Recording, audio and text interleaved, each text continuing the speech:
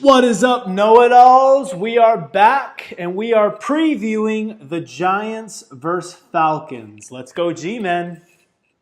I guess. I mean, I'm sort of looking forward to draft time already.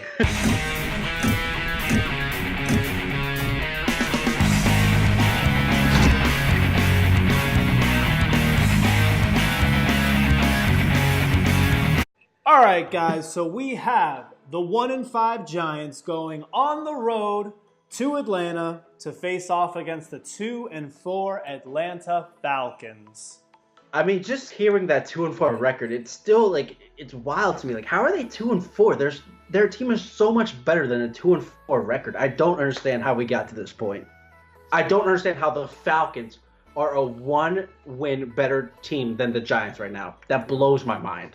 Yeah, I mean, Atlanta's in a very difficult division. I'll give them that. Like, they're in a hard division. But yeah, I agree with you. I mean, 2-4. I keep saying this over and over again, but potentially 2-4, maybe the best 2-4 team in NFL history. Best 2-4 team of all time, dude. I still think that they could compete in the playoffs. They probably won't get there because they got up to a super slow start.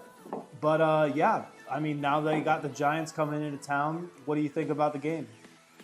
I mean, the Giant season is all but over at this point. Like I've said it before, like the only possible way we could sort of have any optimism for the future was to beat the Eagles at Thursday Night Football, sort of regain a foothold in that terrible division where 3-3 is the leader in that division right now. But since we dropped that game, like we dropped just all important games, I mean, we're looking ahead to the draft time right now because it's clear that Eli Manning's time with the Giants is all but finito. I think there's murmurs in the clubhouse that, you know, they want to change. We've seen, I mean, how many times do we have to go through this with Eli where he's just not giving us a chance to win these games. Yeah. And so I honestly, you know, I'm all about the Justin Herbert train. Justin Herbert, here we come. You like him for real? Oh, I like him. He's tall. What about Drew Lock? You like him? You know who that is? I know that is. I know that he's like sort of like, I guess he's like the next guy after Herbert. Mm-hmm. But the way it's shaping up right now, like all the bottom teams, they're gonna be teams that have other needs besides quarterback. Mm-hmm. Like the Cardinals, they're not gonna draft a quarterback. Obviously, the Browns, they're not gonna draft a quarterback. Obviously, all these teams have other holes. So I think even if the Giants don't get the number 1 pick, even if we get like a number 5 or number 6, we'll still have a shot at Herbert. Yeah, I agree. I've been seeing a lot of stuff on that for the Giants, they don't even have to finish as like a number 1 or number 2 overall pick to get one of these quarterbacks because, like you said, all these bad teams have already drafted quarterbacks, like the Bills, the Cardinals, the Browns, all these teams that are probably going to be in the low draft spots. They're not going to be going after these guys. So you could potentially get the best quarterback in the draft with like the 5th, 6th, 7th pick in this draft. Yeah, which is crazy. Yeah, the only team that could possibly, I mean, depending on where it lays, that could pick a quarterback is the Broncos. The Broncos have they have a bad record. Obviously, Case Keenum, I don't know what they're thinking. Case Keenum a lot of money though. Yeah, but he's clearly not the future. Like you need a plan, you know, after him. All right, well, let's get back on this game. We kind of went off track. Sorry, I went on a tangent. Yeah. So the Atlanta Falcons with Matt Ryan, you got Devontae Freeman that's always hurt. You got Tevin Coleman. You got Mohamed Sanu. You got Julio Jones. You got offense galore. And we haven't even talked about Calvin Ridley, the wide receiver. I was about to say, Calvin Ridley. They have one of the most loaded offenses, and yet they're still at a 2-4 record. And I really want to get your take on this. So last year, Julio pretty much led the league in receiving and yards and catches and everything, but he had 3 touchdowns. This year, he's second in the league in yards and receptions and everything. I know he's second in the league in yards. I'm not 100% sure on receptions, but he's in the top 5. He has 0 touchdowns. Is this like a thing? Like, is this just like an obscure stat that like just by chance that this is happening? Or is this like why does he not score touchdowns? I'm very confused. I mean, if this happened one time, that would just be just a bad year. But this has been happening like throughout his entire career, where he just doesn't score touchdowns. Well, not really his career. It's more of the last 2 seasons. Last couple of years, but yeah, I mean, he's just not getting in the end zone for whatever reason. I think what's happening is like all throughout the drive, like Matt Ryan is just feeding Julio, and then finally when they get down to the red zone, that's where like these teams like double, triple team Julio Jones because he's just gashing them the whole drive. So now Matt Ryan is forced to go other places, I guess, to Calvin Ridley or whoever. But I don't get it. I mean, Julio's like the top 3 receiver in the game, and he has like barely scored. He's 6'4", he's over 200 pounds, and he broke the record for the highest vertical jump in the combine. And how is he not a red zone threat? How does he not? And I've watched Atlanta games. They don't target him in the red zone, I feel. No, they don't. Like, sometimes he's not even out there, and it's just like it's bad play calling, in my opinion. Every time you get within the 20-yard line, he should have at least one target. Yeah. Every 4 downs. Like, once you get past that, so every first down, for every 4 downs, you should have one lob to Julio in the end zone. Yeah. Because, I said, even if it doesn't complete, eventually people are going to have to start doubling him, kind of like how they did with Calvin Johnson back in the day. When you got into the red zone, they literally just put 2 corners on Calvin. Mm-hmm. And they should be doing that with Julio, but they don't. I don't know. They don't target him enough, I guess. I don't know. I mean, like you said, as low as they are in offense, I don't know how they just don't. Yeah, it is insane. It doesn't make sense why they're so bad. So let's talk about a little about the Giants. So I think the Giants are literally where the Rams were like 2 seasons ago when they had Jeff Fisher. I think they are loaded on offense. Like for example, like Todd Gurley had a bad season with Jeff Fisher, but everyone knew he was still he's a top 5 running back in the league, talent-wise. He just wasn't performing. It's hard to be good on a bad team, especially at running back when you have a terrible offensive line. That's what I feel about Saquon Barkley. Saquon Barkley is a top 5 running back right now.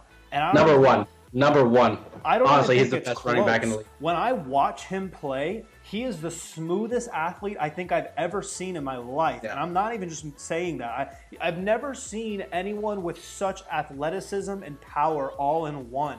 And so fluid and smooth. Like, the only guy I can think to compare him to is Adrian Peterson, but I don't even think he has... Adrian Peterson didn't have the body control. He wasn't as agile as you know what I mean? Was. Like, he was strong and he was fast, but Barkley's just like smooth and athletic, and he can catch the ball. AP can't catch the ball. Like, this guy is a stud. He is so good. And I'm telling you, and with Odell out there, he's a stud. Sterling Shepard, Evan Ingram, you guys have all of the weapons. If you guys just get a decent offensive line and you get a nice young quarterback, this team is the LA Rams. I mean, you guys are loaded. You're the best offense in the league. We need our Jared Goff. Exactly. Yeah. I completely agree with everything you said. I mean, Saquon Barkley is... I mean, all we heard about in the draft process was he's a generational running back. But it's true. I mean, that combination of just size, but just he's so smooth and like flexible, and he can just bend around these defenders, and he always will make the first guy miss. And it's a surprise when he doesn't. When he doesn't break the first tackle, you're like, whoa. Whoever that tackle was, that was a good tackle by that guy. Yeah, because I mean, Saquon is just as likely to like sidestep you as he is to lower his shoulder and just run through you. You don't know what he's gonna do. Yeah. I think over the offseason, I mean, he posted a bunch of training videos, whatever. I think that all that is kind of dumb, in my opinion, like all the athletes posting. But like, I think he legitimately worked hard, because in college he was fast and he was a home run hitter in college. He wasn't really he could run in between the tackles, but he wasn't really known for his power. He's a different animal this year. Yeah. I think he lifted himself and he got really strong with strength and conditioning, being in that NFL program and not having to worry about class and stuff like that for like 6-7 months. I think that just unleashed this dude, because again, he kept all that speed and agility and everything that he had in college, and now he's just strong. Yeah. I don't get it. He is an absolute tank. And he's still quick as hell, but he's so strong. I know. Yeah, so with this game, let's get into the picks. For me, or you go first. I'll go first. You're a Giants fan. I'll go first. Unfortunately, I am the Giants fan, so I'm dealing with this depression right now.